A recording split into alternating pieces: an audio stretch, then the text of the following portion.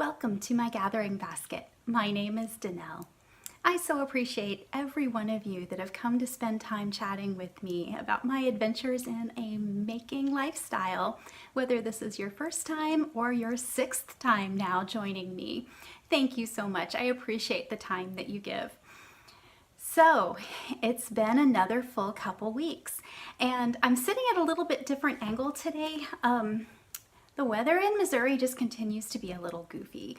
We have had rain off and on. It's bright and sunny, and then all of a sudden it's black and raining, and then bright and sunny. And it seems like every time I record, that seems to be the case. It's been a little bit funny lighting wise. So I've turned the camera a little bit, and I also wanted to introduce you to one of my new family members, so to speak.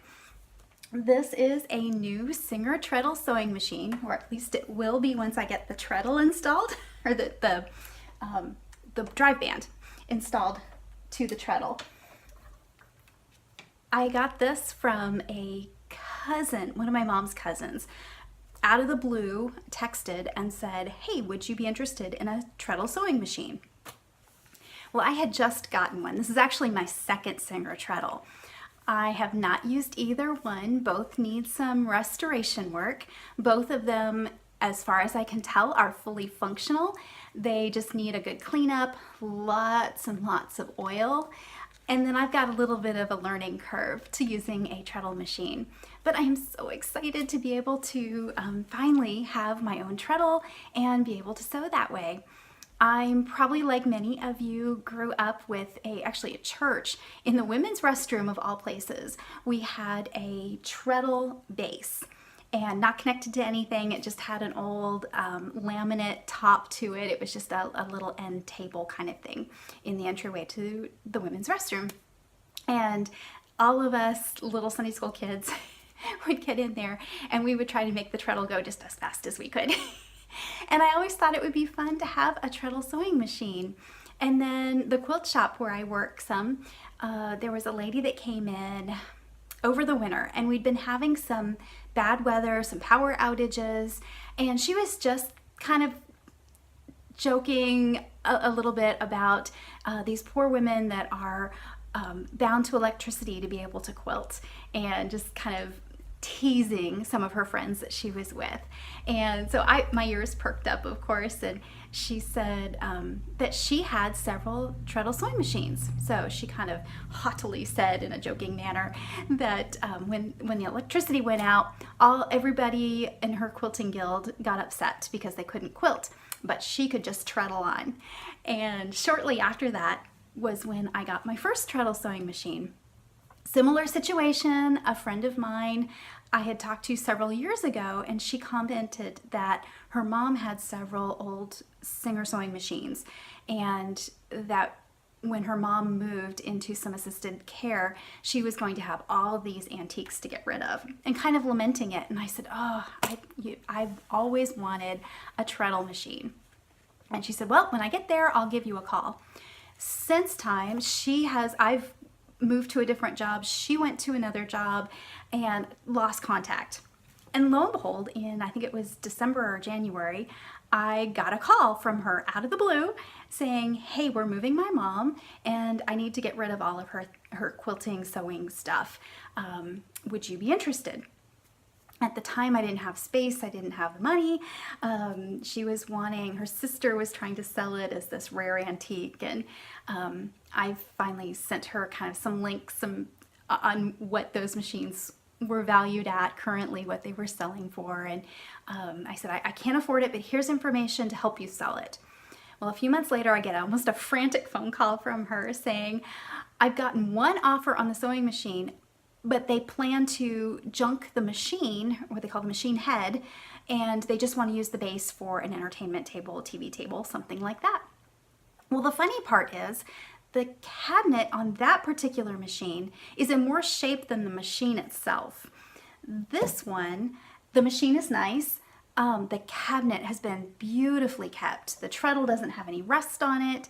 I'm really excited about the cabinet.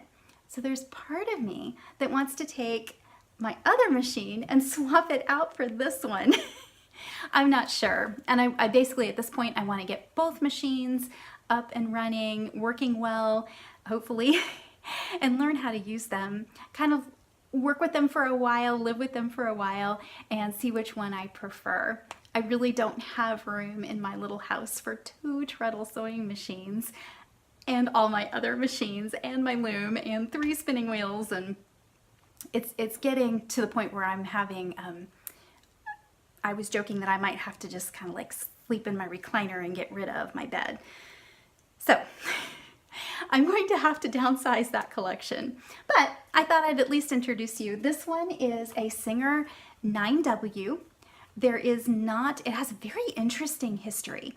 And I know this is not necessarily a antique podcast, but if you are like me, I have several treadle spinning wheels. I have a loom with treadles, and so I'm really excited to have another manual machine or 2. And actually a 3rd friend contacted me and said, hey, I hear you like treadle machines. And I'm going, don't tell me, but can I come look? So I may be going to look at a 3rd one, but she still has it in storage. And I said, that's okay, no hurry on my part.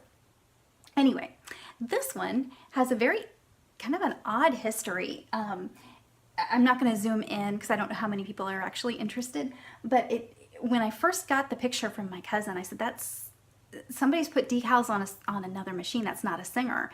And then the more I looked at it, or looked it up, did some research on it, I found out this was actually made by a different company, and I believe it was Connecticut.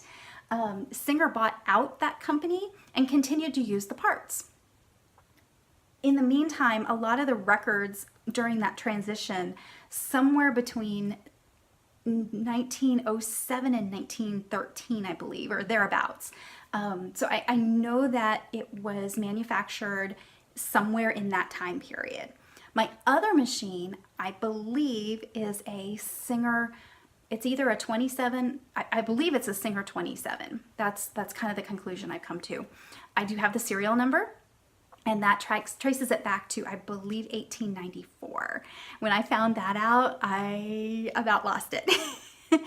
I mean, the fact that this is over 100 years old, and then that one is well over 100 years old, I just love the history of that. So I'm really hoping to bring them back to life and be able to make use of them. And in the meantime, kind of dipping my toes into the vintage sewing machine community online, I've been amazed at how many people are restoring them and actually using it for as their sewing machine, especially quilters, piecing quilts, and also doing free motion quilting with them. I've been really amazed at some of the work that I've seen. So again, it's just kind of that connection to history that I am really, really excited about. So anyway, there's the machine. When I get it to the point of hopefully being able to work on it, I will definitely show you more. But for today, it's a nice backdrop for me and a good place to put what I want to show you today. First off, what am I wearing?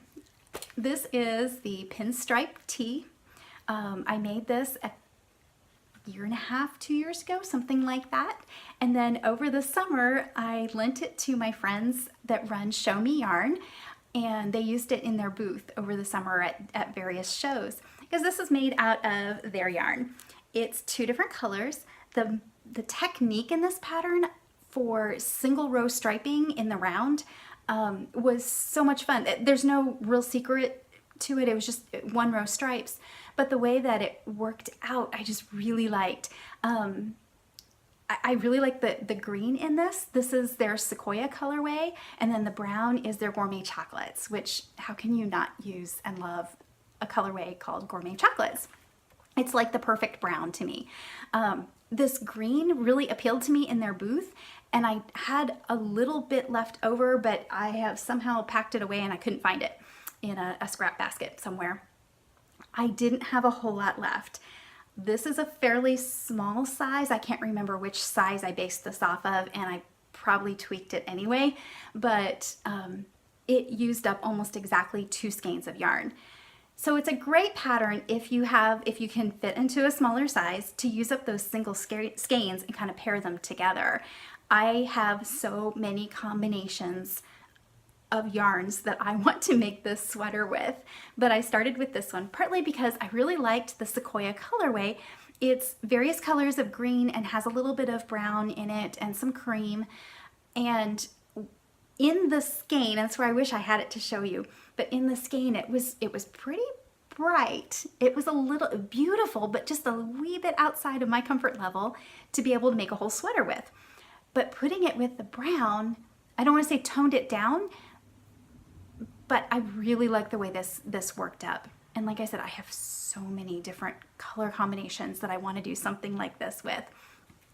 It did, if you're making anything beyond a small, and this pattern, and back up, I'm sorry, I always get ahead of myself. This is the tag that they used in their booth, if you can read that. It's the pinstripe sweater tee, and the designer was Jen Joyce, and then there's the colorways of the yarn that I used. And this sweater comes in, I believe it's like, it's a fairly small child. I don't know if it goes all the way to toddler, up to several adult sizes. So it's a wide range of pattern sizes. It's a very simple top-down raglan. Like I said, it was so much fun to knit up, very easy to knit up, and such a wearable sweater. It's a little bit of a crop. If I can stand up, it's not a very long sweater, but a very wearable length. It's not, I can wear something underneath it, but I don't have to. So I've really enjoyed wearing this. Just got it back at Fiber Days. So this is the first time I've had to wear it this fall because it is like sweater weather finally. It's really fun to get up in the morning, throw a cardigan on, and then by afternoon, in fact, at church this morning, I had a long sleeve t-shirt under this. And then after lunch, I thought, you know, I could probably shed the long sleeves, and it's turned out to be a gorgeous day. But that's fixin' to change. I have a craft show that I'm hoping to sell rugs at this weekend, and I just saw the weather forecast, and it's gonna be 40 degrees that morning. There will be sweaters and knitwear involved this weekend, I'm fairly certain. So, what else have I been up to? That's what I'm wearing. I did finish my crochet sample test that I was making. It was a very, very, very pretty lace crocheted long women's vest. I've got that sent back to the designer for final approval and some tweaking on the pattern. And when that, if I'm notified, sometimes I know and sometimes I don't, but if I know when that's published and can get a hold of it, I will definitely share that pattern with you. But that consumed the majority of my crafting time this last couple weeks. So I'm very glad to have that in the mail and done. I was able to do little projects. I think I mentioned last episode or the one before that I was hoping to start taking part in Playaway Magazine's 51 Yarns challenge. It's a challenge where you kind of going along with their books, 51 Yarns, to spin before you cast off, I believe is the subtitle, which I just think is really cute. Every week she posts a challenge of a different type of yarn, whether it's fiber, technique. There's 51 of them. And I have not been able to take part in that up to now. Somehow I'd get started, but I wouldn't get it done in time to post it. So this last week was cotton, and I had to participate. I have 4 cotton plants.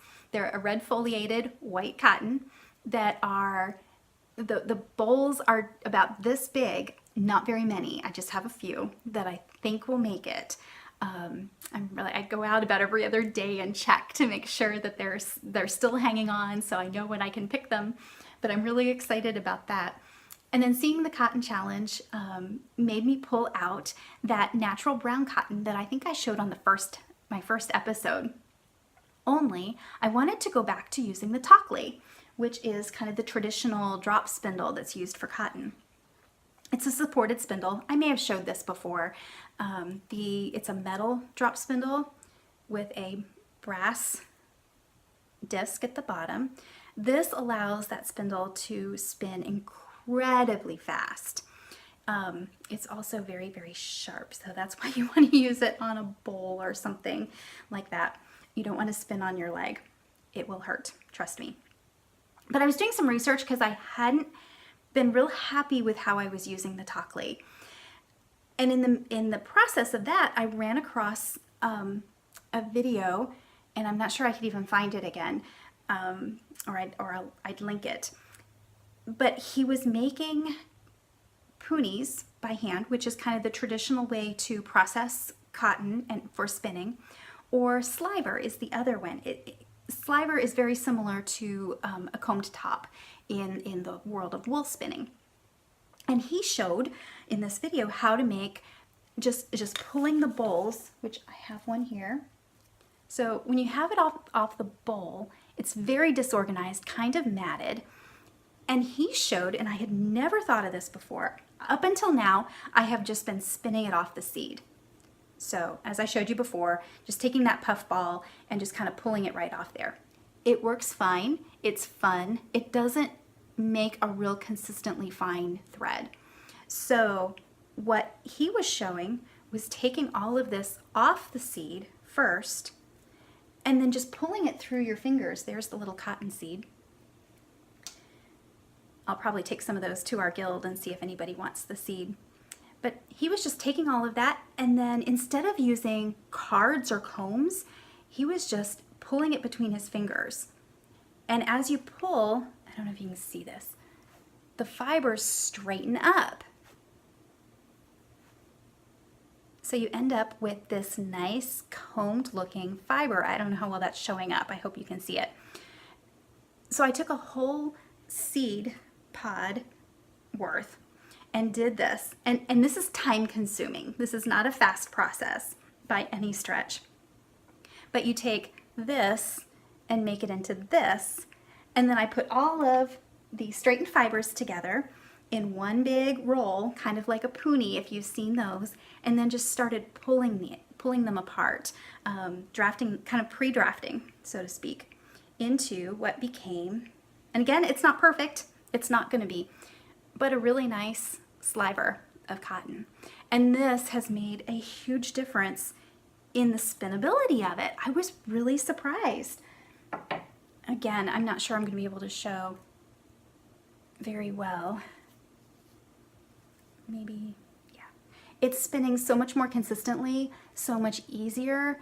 You can see I don't have it completely well drafted. There's still lumps in there, but it's just made a huge difference and made it a whole lot more fun to spin. So there's my cotton experiment for this week, and I was able to get some fun pictures taken in front of my cotton plant that I'm waiting to bloom, or waiting to pop. It's already bloomed, and I'm waiting for the seed pods to pop when that cotton is mature. So I got that posted. If I think about it, I'll try to put a picture here too, so you can see that. So that was one spinning experiment, and this next week, the flyaway topic for this next week is down breeds. So I had mentioned that I had a Suffolk wool fleece processed. So I measured off out of that, what is it, 3 pounds of Suffolk fleece that I ended up with. I measured out, this is approximately 25 grams, and I don't know that I'll get the whole thing spun this week, but that's going to be one of my focus this week. And this Suffolk it's going to be for a sock yarn. This Suffolk is just springy, bouncy. It just, you can see the bounce there. So I'm really anxious to see how that will spin up. I think I've spun Suffolk a long time ago. I honestly don't remember anything about the experience or have any memory of what the yarn looked like. I just, in the back of my head, Suffolk actually may have been one of the very first fibers that I ever spun, but it was not nice Suffolk. So this prep is just, I'm really enjoying how this came out. There is a little bit of vegetable matter. I am planning on putting some of this in my Fibercrafty site. There is some VM in it, as we affectionately call it. You can see little tiny bits in there. I was kind of tickled. I was listening to a podcast, I don't remember who it was, and she was just going on and on about how wonderful it was to see little flecks of hay in her fiber because it proved it was a real animal. It was nice wool and it hadn't been overly chemically treated, which, if you didn't know, a lot of times they will actually put wool into a type of chemical bath to be able to dissolve all of the extra, any of that vegetable matter that hasn't been processed out, combed out, cleaned out by hand. So she was just going on and on about how it was nice to see little bits in there, and I thought, oh, okay, maybe that marketing has changed a little bit, because I was nervous about putting this in my Fiber Crafty site, afraid somebody would be upset if they saw that. So I want to spin some of it myself and just see. A lot of times, especially if you're doing a long draw, which I'm not sure if that's what I'll do with this or not, this is roving, so if I spun it long draw, it would be a true woolen yarn. So I'm thinking that because I'm planning, I think, to do socks, mittens, something like that. Mittens, it would be great to have a woolen spun. For socks, I'm thinking I probably want a worsted spun, or use a worsted. Forward draw is usually what I'm most comfortable with. So I definitely have enough that I can spin it several different ways, and I will be reporting back on what that looks like. But that is this week's challenge. I'm hoping I can get 2 weeks in a row on Instagram. And if you have not looked at that, if you're a spinner, look at the hashtag 51yarns. And there are so many fun photos that people have been, as they've been playing along with this challenge all year. So check that out if you're interested. So that's the 51 yarns challenge. The other thing I've been working on, so update on my color project. I have 2 singles done. That whole 100-gram bump of fiber that I had, you can just barely see the gradient there. I'm ready to start plying. My challenge had been, or my decision, I guess, I was trying to decide whether to make a 2-ply or chain ply each one of these separately. So I would have 2 separate 50-gram skeins of yarn. My thought process is, I'm not sure that it is maybe as consistent. This was my first time in a long time doing long draw. So, and it was a lot of fun. I enjoyed it, and I'm way more impressed with it than I thought I would be. When you do a chain ply and you're not real consistent, a lot of times those inconsistencies pile up on each other and you end up with super thin and super thick. At least that's been my experience, where when you take 2 different singles and ply them together into a 2-ply, sometimes I have a little bit better luck with those inconsistencies evening out. So I've kind of gone back and forth on that. The other thing is, I was planning to use it for color work. And the more I thought about it, the more I thought I should have split that into 4, because most of the patterns that I have made so far, which aren't very many, but 50 grams will do like the color work on both mittens. So I wouldn't be able to get the whole gradient into one into one mitten. So I'm kind of rethinking my original plan. And I share that just because I enjoy when I listen to people talk about their projects and just kind of their process of how they think through what they're going to do for a project. And sometimes what you start out with isn't always what you end up with, or at least for me it is. So I've had these done for a little while, and that's what stopped me, was just analysis paralysis, which is the smartest way to go. So I've got it all set up to make a 2-ply. Right now I'm thinking that's probably the direction I'm going to go.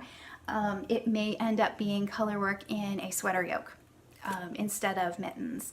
And then I think I've got a couple other gradient braids, so I'm thinking that I may take those and split them into 4. So I have, I can do a 2-ply, or a chain ply, sorry. I can do a chain ply and take 25 gram balls basically, and I think I'll have a lot better success getting a whole gradient into a mitten or a hat project that way. So I'm so close to being done on that. I'm also so incredibly close to being like rows away from being done with my sugar maple. I didn't even bring it. I probably bored you all to death. I had planned on being able to wear that today. I got bogged down into it's as long as I want in the front, and the back is still a little bit short. So I have never done this before, especially without a pattern, but I've read several other people's notes on the sugar maple sweater and seen, nobody has directions what they did exactly, but several people have mentioned that they short rowed the back to make it just slightly longer. So I'm going to probably drink a Dr. Pepper and sit down and figure out how to do the short row shaping on the back. I know it's not hard. I do short row sock heels, and I've done plenty of short rows, but there's somehow or other, and I'll probably put in a lifeline too, so that if I completely don't like the result, at least I won't have much trouble ripping it back and trying something different. Other than that, I would be ready to put the ribbing on that and call that one done. And I am really enjoying it, but I'm really ready to move on to the next sweater because I've got several that I really want to get made. So that's where we are on that. The other spinning knitting thing that I've been doing, I pulled out my Turkish spindle. This was a project I actually started 2 years ago. I went to, and I've mentioned this several times, I went to the Playaway conference retreat in Kansas City the last 2 years. Year before last, so 2017, I was able to spend the week there and take classes, which was so much fun. And they had an amazing goodie bag for us, and I took several spinning classes, so I had class samples left over. And I didn't know what to, they were too nice to throw out, but not enough to do anything with. So I thought and finally decided I was going to make a mitered square pillow. And I had just enough little samples to combine with others, put a couple together and make squares. So I wanted to spin them, and while I was there, I have all day been trying to remember the artist that makes these spindles. And I know several people that usually watch this that are going to be screaming it at me. If you want to text it to me, go right ahead. I even tried reading the signature on the bottom and I couldn't make it out. It was too covered with yarn and I didn't want to pull it off. So this was the spindle that I got when I was at Playaway also. And the first time I had used a Turkish spindle. I am not a big spindle spinner, but this has been fun. I think of all of the spindles I have tried, the Turkish has definitely been, and I don't know if that's just because of the woodworker that made this and the particular way this is made, or if it's the first time I've had a spindle that was weighted right for the type of yarn that I want to make, or if it's the type of spindle completely. I haven't spun on any other Turkish really. So what I did was spun up all of those little tiny samples. This was one of the bigger ones. And then I chain plied them on my spinning wheel just to go faster. I did a couple on the spindle, but it was a little bit more fiddly than I wanted to do. So once I convinced myself that I could do it if I really wanted to, but I didn't enjoy the process of plying on the spindle. So I chain plied it on the spinning wheel. And then I've been making this, which will be, once I get all the ends woven in, I've got 4 more squares to make, 2 up here and 2 on the bottom. So once I get that done and the ends all woven in, which is the curse of every mitered square blanket and pillow out there, I knew I wasn't going to stick to it for a whole Afghan, but I had enough to do a pillow. And then that'll be a nice little memory pillow that I can throw on my armchair and use and remember my time at Playaway. So that, I think, is all the spinning. And like I said, these are all just little bits of projects. Like I haven't been able to do a whole lot else. I was able to get my dishcloths for the month of September. I got 3.5 made by the end of September. I was so irritated. I knew I had 4 done. That 4th one is still hiding in a corner somewhere. So I had to throw another one on the needles real quick, like the last day of the month, and I knew I wasn't gonna get it finished. No big deal. So I sat down this morning, or last night I guess it was, and finished off that last dishcloth. So I have my 4 for September to add to the Yarn Hoarder Dishcloth Challenge. And then this month I decided those are mostly, these are the dishcloth recipe, and I've linked that in the show notes for the particular one that I've been making. But several people have put on Instagram a different one, and I've seen several variations of this, and black and white. I don't know if you can see it, but this one is called the Petal Dishcloth, and it's a free Ravelry pattern. And this is all little petals or wedges, short rowed, again with the short rows. You make 12 of these little wedges and then sew the last little line together and make this little round dishcloth. And they looked really cute, and everybody said they're very easy. So I said for October, that's gonna be my dishcloth plan. And the nice thing is you can use little scraps too, because each of those wedges, if you don't mind sewing in a whole bunch of ends, all of those wedges can be little scraps. So far I've gotten 2 wedges and started on a 3rd. And it is fun. You can do a wedge in just a few minutes. I think it's 7 sets of rows, if I remember correctly. So you can do a wedge in a few minutes. It's a real quick in between waiting for rice to boil or, whatever. But it looks like it's going to be a really fun pattern. And these are just, I have a lot of blues and yellows that I think will go together, and some whites. So I can use up some little scraps that I've had left over from my other dishcloths. So that's going to be the month of October. I'll see if I can get the 4 done. My goodness, October is already flying so fast. Kind of like the other months, right? And I think really that's all of the knitting that I've been working on. Like I said, I don't have anything really finished. There was just little bits of here and there in between when I was taking breaks from the crocheting that I was doing.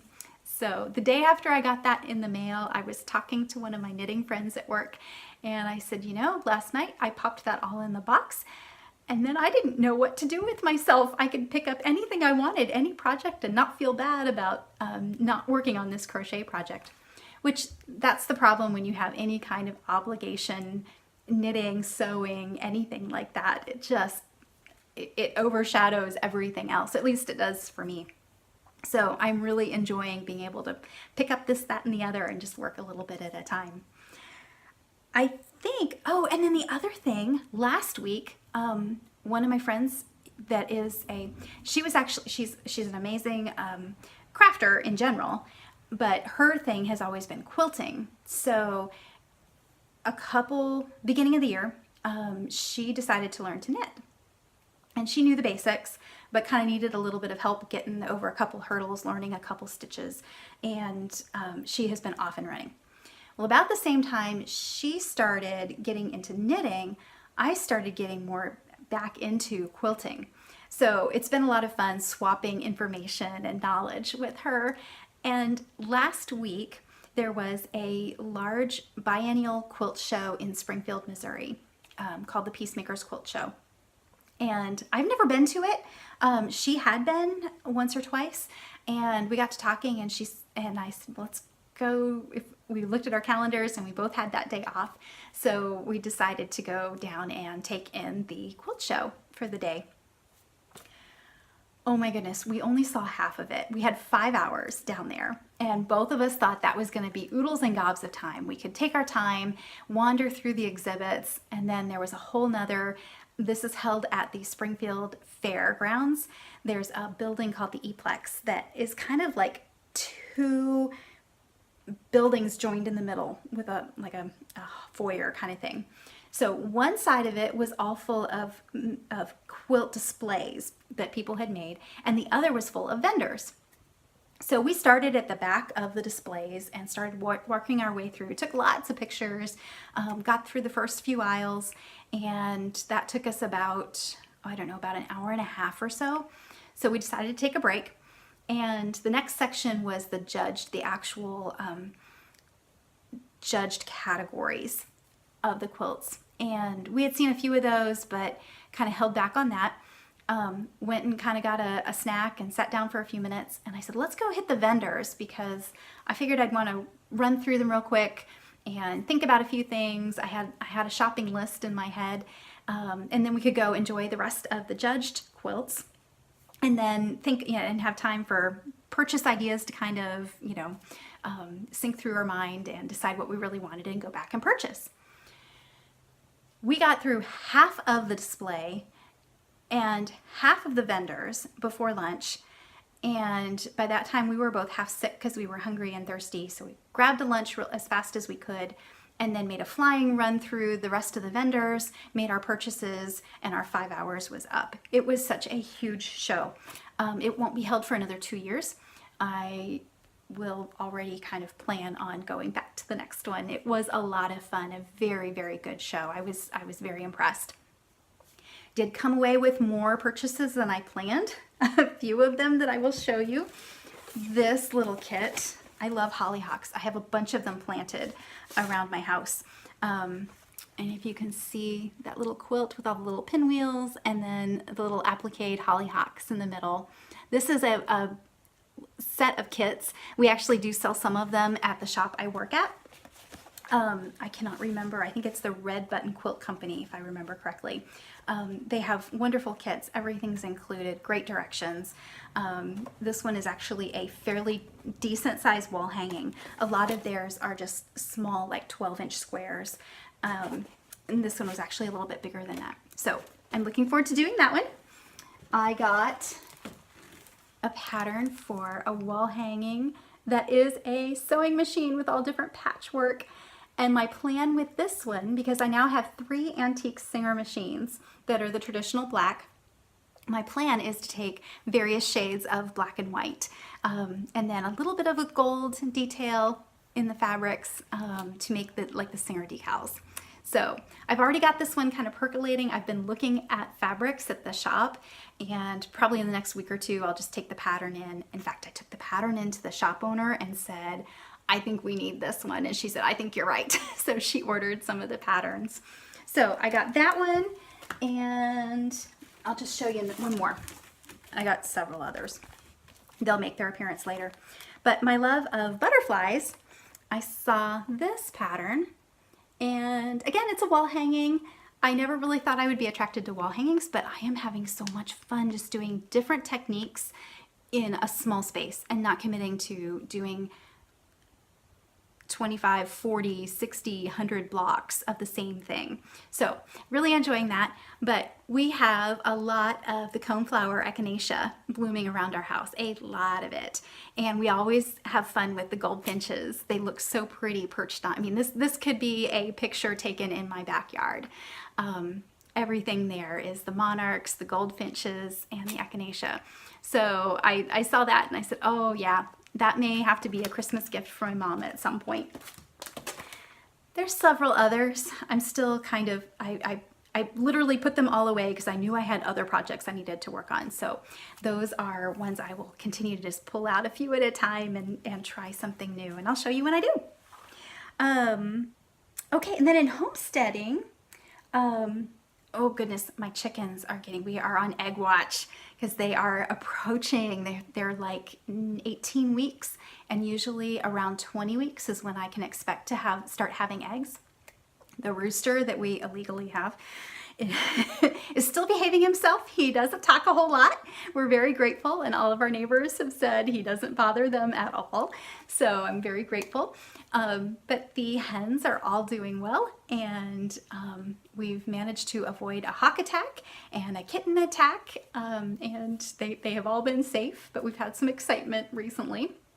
Had to make some adjustments to their coop and run to keep them safe, but we should start seeing that first couple eggs here in just a couple weeks. So excited about that. Garden is going, we've had rain, so the garden has taken off again, and we are harvesting quite a bit. I have done some drying kale, which I have never done before. So if you have good ideas for how to use kale, let me know, because my 5 or 6 plants I was going to do turned out to be like 20-30 feet of kale. They all came up. We didn't expect that. So I have so much kale. So I've been trying kale chips. I've been dehydrating kale. One of my friends just came this afternoon and got a bunch from me and said she was going to freeze it to use in soups. I think I may have told you because I'd just gotten them. I got 2 bushels of apples several weeks ago, and they needed worked up. In fact, some of them were a little bit too far. So I lost a few, but we made apple butter, just a few jars. We don't use a lot, but this is what I like to use on pancakes instead of syrup. So made apple butter, and then I made a whole bunch of these little tiny jars. They're like a 2-ounce jar of applesauce. It still seems weird for me to do so many little ones, but these are fantastic serving sizes for lunches. So rather than have a jar that I'm constantly taking out of to take for lunches, or just using little bits of, and then you always have that, do you get it used up in time? Does it start getting moldy? So anyway, maybe I'm the only one with that problem.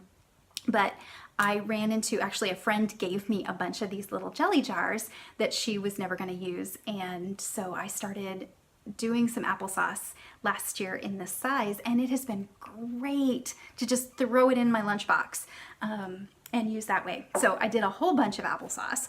The varieties that I had were not organic. They were not ones I had picked. I had Golden Delicious and Jonathan are 2 of my favorites. So we sliced up a bunch and put them, sorry, butterfly flying outside my window. I don't have squirrels, I have butterflies. So sliced up a whole bunch and put them in the freezer to use for pies. My favorite tip there is we will put them in plastic bags and cut up all of our apples. A lot of times we'll go ahead and put the cinnamon, the sugar, the thickener if you use like tapioca, or whatever you would use in a pie. Go ahead and mix it all up in the amount you need, and then put that bag into a pie pan that you would use, and go ahead and put the apples in there and kind of work them down, and then I'll freeze them in the pan like that. And as soon as, give them a couple days, and then you can take it out of the pan and you've got that shape so that you can use it for a pie later and just pop it out and put it right in a pie shell. What I did, actually, I just chopped them up, left them plain, put them in bags, and I think it was 4 cup, a quart at a time, and those I can use for making like apple cake or apple cobbler, apple crisp, that kind of thing down the line. So I did those, and then of course, because it's my newest favorite thing, I dehydrated a whole bunch. I found out that Golden Delicious was an amazing one to dry. It dried so well, kept its color, super sweet, and had a really nice texture. I have some jaw problems, and a lot of times I can't eat dehydrated fruit. Just it's too chewy for me. But these had a nice texture to them. So I have 4 of these half-gallon containers chock full of dehydrated apples. I made granola, a peanut butter granola, a couple days ago, and chopped these up into little pieces and put them in the granola, and oh, they were so good. So still dehydrating. I'm keeping that thing going just about constantly and having a lot of fun trying things. The granola recipe, I'll try to put below, if I can find the blog that I got it off of. A lot of the granola that I had always made in the past, you had coconut oil and a couple other oils and things. This one was just literally honey, peanut butter, a little bit of vanilla, and oats, and that was it. So I mean, I'm growing peanuts. I raise bees. I get some of my own honey. I haven't this year, but I bought from a fellow beekeeper. And like I don't grow oats, my grandfather did, but I can get those easily enough. So basically I could get it all and make that off of my homestead. Super simple, turned out great. Like I said, I'll try to put the recipe, or if I can find the link to the blog that I got it from, I'll put that down below. But a lot of fun to do. And I've been eating that all week. The other thing that I have been doing, and I can't believe it's taken me this long to try it, all of my friends do it, is making my own vanilla. So this isn't gonna look all that great, but basically It is any kind of alcohol to make an extract, and I've got 10 vanilla beans in there, just the extract grade B vanilla beans. I got them from Amazon and there's a lot of places to get it. Right now vanilla is so expensive, the beans are too. So I didn't get a lot. I'm just trying this. I used vodka because several of my friends suggested that. So I've got this, I started this the end of September. You basically put it all together, shake it once a day, and that's it. And then I'll have a quart of vanilla. At the same time, I got some decorative little bottles that I can, food grade bottles, glass, that I can put some of this into, and then I'll probably put a vanilla bean in each one and give them for Christmas gifts. So got that started. All the recommendations say at least a month, several months is best to have more flavor. So every day I go at breakfast and I shake my vanilla, and I'm really liking the color. I'm looking forward to being able to use this down the road. So that's been my homestead adventures. Oh, I am not looking forward to snow, but I am looking forward to things calming down garden-wise and food preserving-wise. It has been kind of a rush this last couple months getting everything done. I have enjoyed every bit of it, but it has been a challenge. So that's the nice thing with seasons. Every season has its own rhythm, its own adventures. It's fun. If this lasted all year long, I would not be able to maintain this pace. So I am very thankful that God gave us seasons, and that this is just, I can enjoy this time knowing that it's not going to last forever, and I'll be able to focus on other things. So I know my podcast has kind of been heavy on the food preserving and all of that, and maybe not so much on the knitting. That will change as the seasons change. But thank you once again for giving me your time and attention. Thank you for your comments. Thank you. It's so much fun when you see somebody subscribed. So subscribe if you want to. Get the notifications if you want to. I know I always kind of get giggly when I see some of my favorite podcasters beep up that, hey, a new episode is posted. So I'm probably not your favorite podcaster, but I really appreciate it when I see that. And I love your comments. I really enjoy the questions because it makes me think, and it gives me an idea of what kinds of information you guys would like to know. So please keep that coming.